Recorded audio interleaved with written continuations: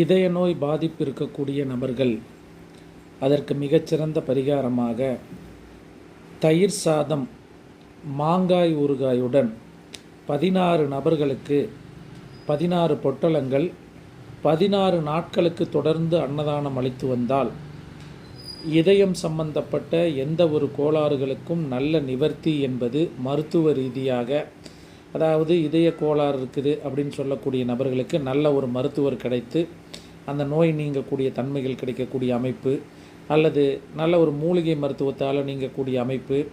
இயல்பிலேயே சரியாகாது அப்படின்னு சொல்லக்கூடிய அமைப்பு, நல்ல ஒரு மாற்றங்கள் கிடைக்கக்கூடிய அமைப்பு,